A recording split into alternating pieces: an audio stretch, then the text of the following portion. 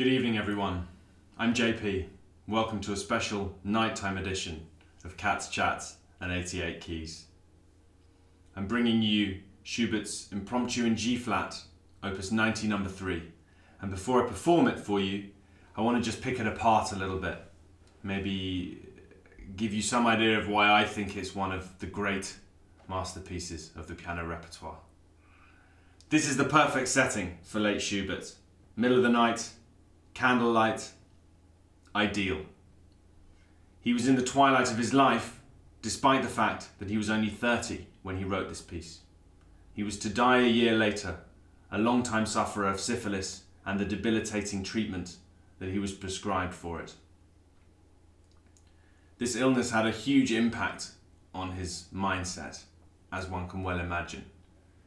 He flips from being so angry, bitter, and devastated at the outset to then undergoing a remarkable transformation, a transformation we hear echoed in his music, where he seems to become more accepting, more spiritual, and his music becomes truly transcendental. I think that even though this impromptu is short, it's 5 or 6 minutes, no more, it contains within it the kernel of Schubert's late Schubert's real essence. I'm just going to play you the opening few seconds because I think it's even here already right at the start where we can hear the evidence of this.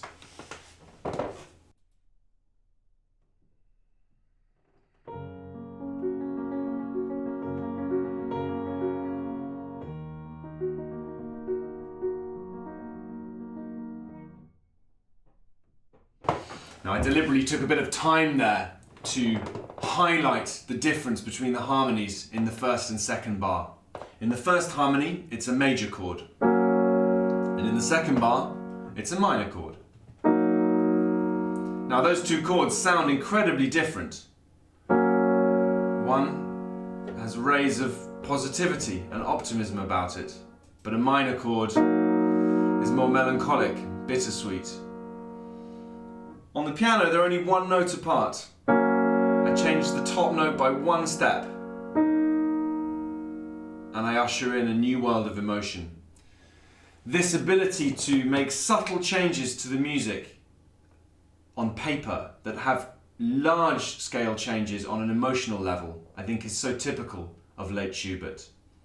He was living in a psychological world of total paradox for most of the time. You could not have wished to have found a more outgoing, gregarious, life-affirming guy.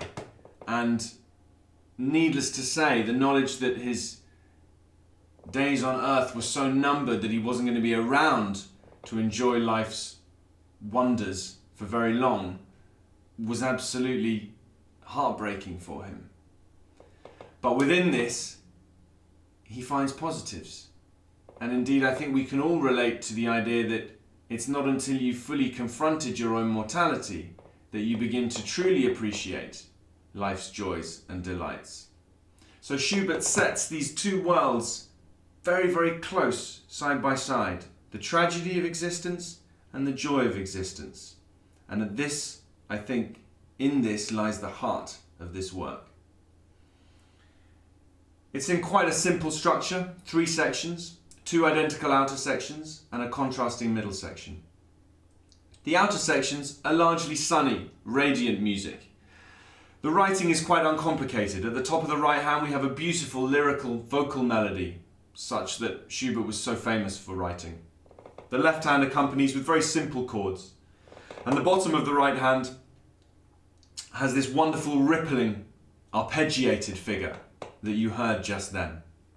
An arpeggio is a collection of notes that all come from the main chord, which means they don't sound at all discordant or at all confrontational. The music trips along like this rather wonderfully, delightfully, touchingly. And then it's in the middle section where the left hand brings a storminess to the party. And it does it in the form of, if you like, the antithesis of arpeggios, scales. Scales are made up of consecutive notes on the piano, and as such two consecutive notes can't really take the same harmony. Therefore they are much more discordant than arpeggios. Here's what the left hand sounds like when it starts to ruin the piece.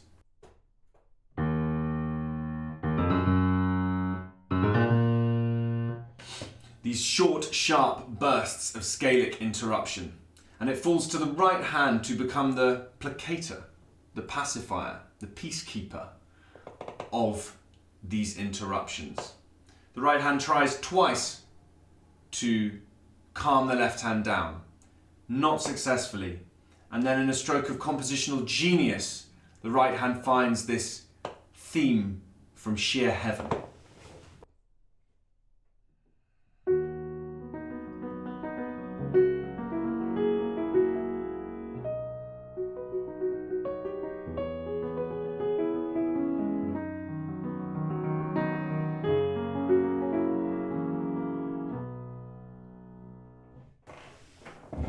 That isn't quite us out of the woods yet. The left hand returns with a vengeance just a few bars later.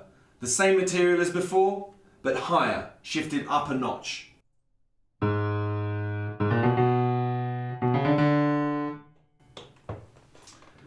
And it's left to the right hand again to find that same transcendental melody to put out the fire.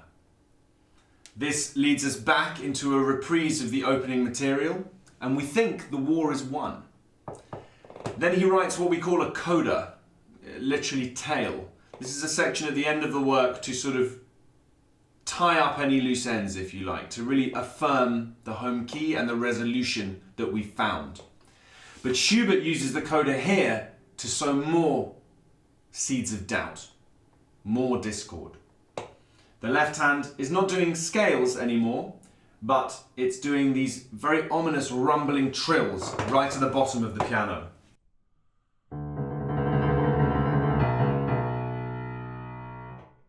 And these, apart from being menacing and rumbling in and of themselves, also serve to take us into very foreign and alien keys, which of course only makes us feel less confident about the happy ending that we were so looking forward to.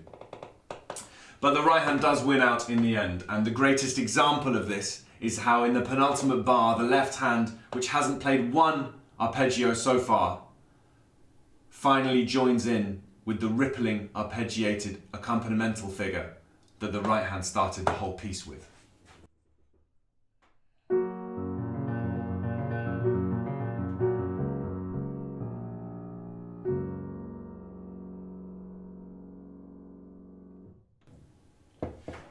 And finally, we reach our peaceful conclusion. Schubert was extraordinarily unsuccessful in his lifetime. In many ways, he was just the right guy at the wrong time. He was born when Mozart had only been dead for 6 years, and he lived through Beethoven's glory years. As such, he was rather maligned. The best you could say about him at the time is that some of his good friends thought quite a lot of him as a composer of song. A fairly shocking failure to acknowledge his unbelievable genius, and of course so many other works from other genres that we delight in now.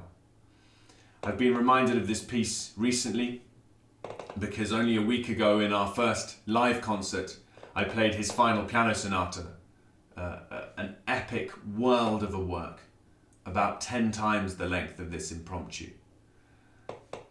Within that, all of these elements are found, but everything is on a broader scale. If you'd like to listen, that's also available on my channel. And if you're enjoying this video, please like and subscribe.